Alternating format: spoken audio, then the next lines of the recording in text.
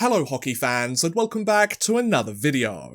For the last 2 decades, the Arizona Coyotes have often been regarded as one of the worst teams in the NHL. After all, the Coyotes have made the playoffs just once since 2013 and have clinched a postseason berth only 9 times in their 25 years since relocating from Winnipeg back in 1996. And that's not even mentioning their long list of off-ice issues too. Now, one of the reasons Arizona has been so bad for so long is due to their unwillingness to spend to the salary cap and their need to keep costs as low as possible. But given that they have been hemorrhaging money since their move to Arizona, and they have been bailed out by the league on numerous occasions, this strategy is certainly understandable given the circumstances. In fact, the Coyotes have been so desperate to save money that there have been several instances where they have struggled to reach the salary floor, which is the minimum salary a team must spend on their entire roster in order to make them eligible to compete in the NHL. While most teams in this situation would open up their wallets, sign an extra player or two, and ensure that this issue doesn't arise again, the Coyotes aren't like most other teams. In fact, Arizona's solution to this problem is to acquire the contracts of aging players who are either on the long-term injured reserve list with little chance of ever playing again, or who have left the league for good before their deal was over.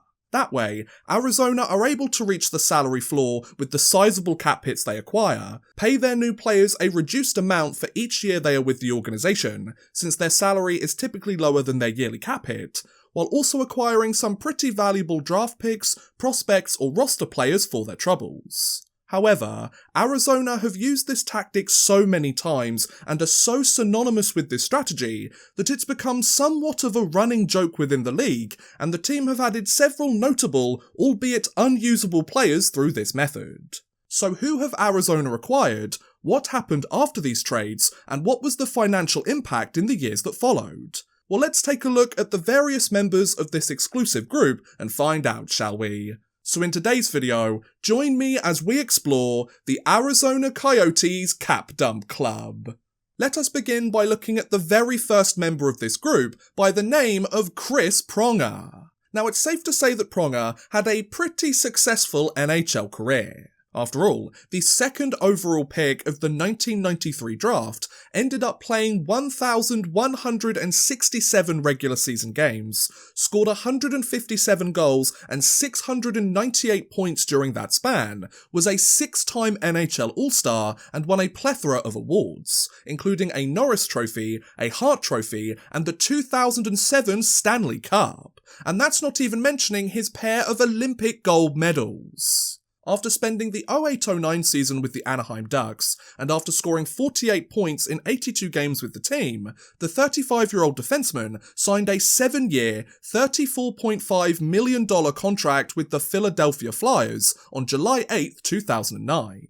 Though this deal raised plenty of eyebrows since Pronger would be 42 years old by the contract's conclusion, and while the NHL would investigate the deal over concerns that it would circumvent the league's salary cap, the contract was approved shortly after, since the Flyers would be stuck with Pronger's $5 million yearly cap hit, regardless of whether he was still playing by the end of the deal. Once his shiny new contract was approved, Pronger would finally make the move to Philly and join the Flyers organisation for the very first time. Though he would spend the next 3 seasons with Philly and continue to produce impressive numbers during the later years of his career, the aging defenseman would begin to encounter several issues during this span.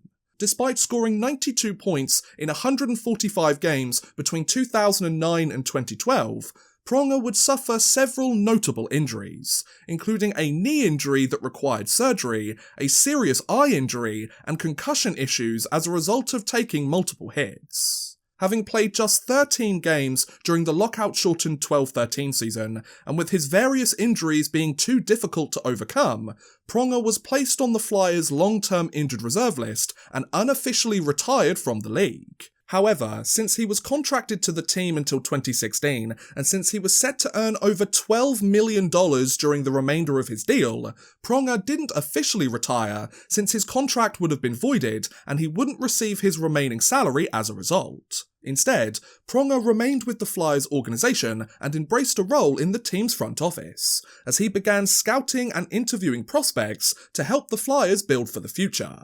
After several years had passed and Pronger remained on LTIR, the Flyers were eager to rid themselves of Pronger's contract and free up a sizable chunk of cap space moving forwards. Luckily for them, they found a team that was willing to help them out, as on June 27, 2015, Philadelphia traded Pronger's contract and defenseman Nicholas Grossman to the Arizona Coyotes in exchange for Sam Gagner and a conditional draft pick. While some of you may be wondering why Arizona would ever agree to this deal, and why they would even consider taking on a player who had retired roughly 2 years prior, the final 2 seasons of Pronger's contract held a base salary of just $575,000. So while his deal had a cap hit of nearly $5 million a season and would help the Coyotes reach the cap floor, Arizona would only need to pay Pronger $500,000 each year. It's a pretty smart idea when you think about it, especially given Arizona's needs to keep costs low, and if the loophole is there, why not use it, right? Despite joining the Coyotes organization for the final 2 years of his deal, Pronger would never suit up in a single game for the team and would remain on LTIR for the remainder of his contract. That said, the defenseman's tenure with the Coyotes wasn't all bad, as just 3 days after the trade on June 30th, 2015, Pronger was inducted into the Hockey Hall of Fame. Though he hadn't officially retired from the league, and though he became the first Hall of Famer to be inducted while still being contracted to an NHL team, the Hall of Fame only counts games played towards their minimum waiting period, and since Pronger hadn't played in 3 years by that point, he was eligible to be inducted. It's certainly one of the more unique ways to earn your place in the Hall, folks? Next up, let's take a look at the second player to join the club, Pavel Datsyuk. Now, the Magic Man did more than enough to earn his nickname during his long and successful NHL career. After all, the former 6th round draft pick would spend parts of 14 seasons in the league playing exclusively with the Detroit Red Wings, scored 918 points in 953 regular season games, and earned a whole host of accolades, including 4 trips to the All-Star Game, 4 Lady Byng trophies, 3 Selke trophies, and a pair of Stanley Cups. So yeah, Datsyuk was a pretty good hockey player. Once the lockout-shortened 12-13 season came to an end, and having scored 49 points in 47 games with the Red Wings, the 35-year-old forward would sign a 3-year, $22.5 million contract extension with Detroit on June 18, 2013, keeping him in Hockeytown until the conclusion of the 16-17 season. From there, the aging forward would spend the next 3 years with Detroit and continue to put up great numbers during the twilight years of his career, as he potted 59 goals and 151 points in 174 games during this span. After scoring 49 points in 66 games during the 15-16 season, and with him set to enter the final year of his contract extension with the team, Datsyuk decided that it was time to return home, as he revealed that he would be leaving the NHL behind and taking his talents to Russia. Since he was on an over 35 contract, and since his $7.5 million yearly cap hit would remain on Detroit's books after Datsyuk's departure, the Red Wings were eager to offload his deal and free up a sizable amount of cap space in the process. Thankfully, the Coyotes would come to the rescue once again, as on June 24, 2016, the Red Wings traded Datsyuk's contract to Arizona, along with the 16th overall pick in the 2016 draft, in exchange for the 20th overall pick, the 53rd pick, and Joe Vitale. While Pronger's deal only cost Arizona roughly $1 million in actual money, Arizona would end up paying Datsyuk $5.5 million during the final year of his deal. Sure, it was a decent discount compared to his cap hit, but that's still a pretty large chunk of change. If you're wondering why Arizona traded for Datsyuk, this deal ensured that the Coyotes would reach the cap floor, while also helping them move up several spots in the draft order, which seems like a pretty decent return for 1 year of Datsyuk's contract, at least in my opinion anyway. Once the trade was made and Datsyuk joined the Coyotes organization, the aging forward would receive his check from Arizona, head home to Russia, and never play a single game with the Coyotes. Instead, the Magic Man would go on to play 5 seasons in the KHL, split between 3 different teams, scored 168 points in 229 games during that span, and won the 2017 Gagarin Cup as a member of SKA St. Petersburg. Given that Datsyuk ended his career with an impressive tenure back home, and given that Arizona used their new first-round pick to select defenseman Jacob Chikrin, I think it's fair to say that this deal worked out pretty well for everyone involved. So welcome to the club, Datsyuk. Moving on to the third player in this group, we have Dave Bolland. Now, Bolland isn't the most high-profile name in this video, but he still produced a pretty impressive career in the show. After all, the former second-round draft pick scored 85 goals and 208 points in 433 regular season games, made nearly $45 million during that span, and scored a championship-winning goal en route to his second Stanley Cup. He certainly could have done a lot worse for himself, you know. After scoring 14 points in 35 games during the lockout-shortened 12-13 season, and after helping the Chicago Blackhawks clinch their 3rd cup in 6 years, Bolland would receive quite the payday, as he signed a 5-year, $27.5 million contract with the Florida Panthers on July 1st, 2014. Though he had just signed the biggest and most expensive deal of his entire NHL career, the Canadian forward would soon face his fair share of struggles. Despite spending the next 2 seasons with the Panthers, and despite scoring 28 points with the team, Bolland would end up playing just 78 of Florida's 164 games during that span due to injuries. In fact, these ailments would be so severe that Bolland's NHL career was in serious jeopardy, as a pair of injuries to his back and ankle meant that he was unable to pass a physical examination and he couldn't be cleared to play as a result.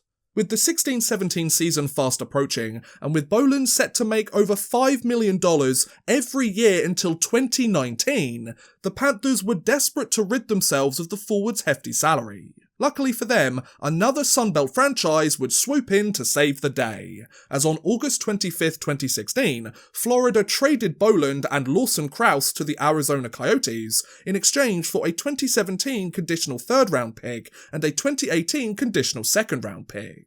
Though he had just joined his 4th organisation in the last 5 years, and though he would try his best to return to the league, it wasn't meant to be, as Bolland's lingering injuries forced him to unofficially retire shortly after the trade. From there, Bolland would be placed on the Coyotes' LTIR and collect $5.5 million from the team in each of the next 3 seasons, before officially retiring from the game following the 18-19 season. Not the greatest way to call it a day on your career, but I'm sure that the $16 million that he earned in the final 3 years of his deal softened the blow just a little bit.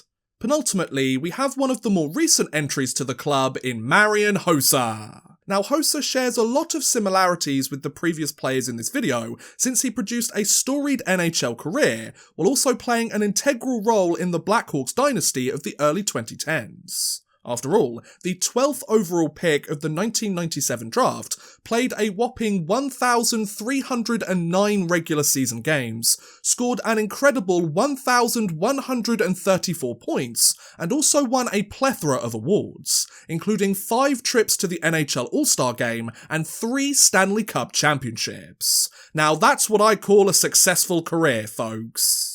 After scoring 71 points in 74 games with the Detroit Red Wings during the 08-09 season, and after losing in the Stanley Cup Finals for the 2nd year in a row, Hossa would sign a 12-year, $63.3 million contract with the Chicago Blackhawks on July 1st, 2009. From there, Hossa would spend the next 8 years with the Blackhawks, register 415 points in 528 games with the team, and clinch each of his 3 aforementioned Stanley Cups during this span.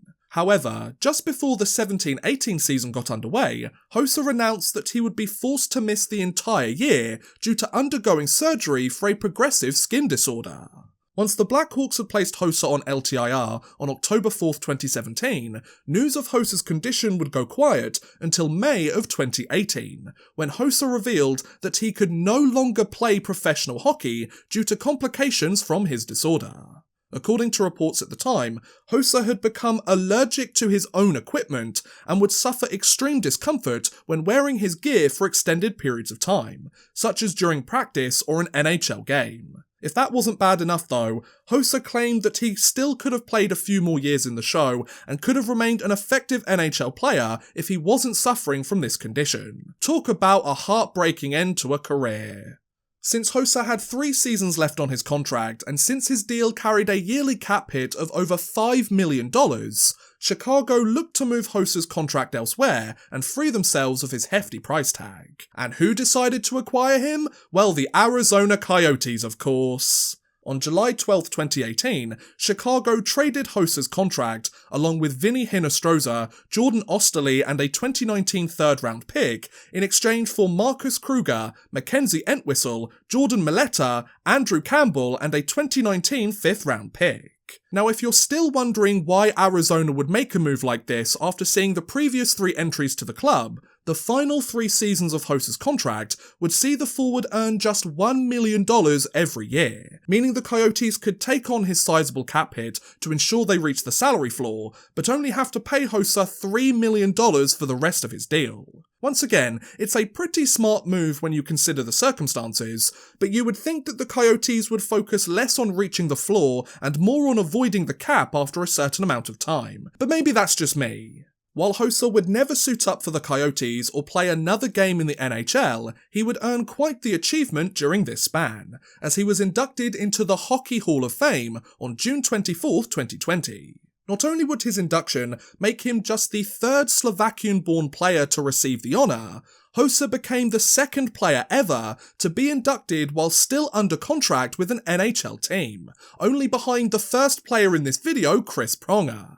Given that Arizona held the contract rights to both of these players at the time of their respective inductions, is it fair if the Coyotes take some of the credit? After all, the team haven't had many legends of their own over the years, so they kinda need all the help they can get. And finally, we'll finish this video with the latest entry to the club, Brian Little. Now, Little finds himself in this illustrious group under similar circumstances to the previous members, as his long and successful NHL career has reached an injury-riddled conclusion. After all, the 12th overall pick of the 2006 draft would spend his entire 13-year career exclusively with the Atlanta Thrashers Winnipeg Jets organization, would score 217 goals and 521 points in 843 games during that span, and would earn approximately $54 million in the process. Sure, he may not have won a championship or received any individual awards, but it sounds like he had a pretty successful career to me, folks. After spending the 16-17 season with the Jets, and after scoring 47 points in 59 games that year, Little would sign a 6-year, $31.7 million contract extension with Winnipeg on September 14, 2017. Having just signed his biggest and most expensive NHL deal, the Canadian forward would spend the next 2 seasons with the Jets and would suit up in every single game for the team during that span, where he scored 31 goals and 84 points in 164 games for his efforts. However, Little's career was about to come crashing down. As the 2019-20 season approached, Little would experience his first major setback before the year even began, as he suffered a concussion during the 2019 preseason. After recovering from his ailments in late October, and after playing 7 regular season games, Little was sidelined once again as he was struck by a shot in the side of his head on November 5th, 2019. Though he would return to practice just a few months later, and he would try to get back into the lineup, further tests proved that his head injury was more serious than initially thought, so Little was promptly shut down for the rest of the season after seeking the advice of medical professionals. Less than a month later, in February of 2020, Little would undergo surgery to repair a perforated eardrum, and due to the severity of this injury, Little would be forced to sit out the entirety of the following 2021 season too. In fact, Little hasn't played in the NHL since his initial head injury in November of 2019, and he still remains on the sidelines to this very day. Since it's highly unlikely that he will ever play in the NHL again, and since the Jets would be stuck with Little's $5.3 million cap hit for the next 2.5 years, Winnipeg was eager to send his contract elsewhere and free up a sizable chunk of cap space moving forwards. I think you know how this ends at this point in the video. Just before the trade deadline on March 21st, 2022, Winnipeg traded Little's contract and Nathan Smith to the Arizona Coyotes in exchange for a 2022 4th-round draft pick. Though Little's hefty cap hit will help Arizona reach the floor next season, the forward will earn a $4.75 million salary next season and only $3.75 million the following year. So while he will take up over $5 million of the Coyotes' salary cap each season, Arizona will end up paying him a notably reduced amount during this span. That said, Little's deal will remain on the Coyotes' books until the conclusion of the 23-24 season, and you would hope that Arizona would have finally turned a corner by that point and are looking to compete for a playoff spot instead of another lottery pick. However, the Coyotes seem to have been rebuilding for the last decade now, so I guess we'll have to wait and see whether they finally turn a corner, or whether history repeats itself once again. And besides, their on-ice play is the least of their worries right now, and that's saying something. And that was a look at the Arizona Coyotes Cap Dump Club. What do you guys think about this exclusive group? Do you think that this strategy makes sense for a team like Arizona, or are you surprised that they have acquired so many players through this method? Let me know in the comments below, I would love to hear what you guys think. But thank you very much for watching, guys, I hope you have enjoyed. Please feel free to like, subscribe, share, or watch some of my other videos. Thank you very much for watching, and goodbye! A big thank you to Clayton Hallam, Drew Fawcett, Houston NG, Raquel Henriques, and Worthless Pieces for helping support this video via Patreon. If you too want to help support the channel a little bit further and get a shout out at the end of every future video, make sure you head over to patreon.com/oddmanrush and become a patron today.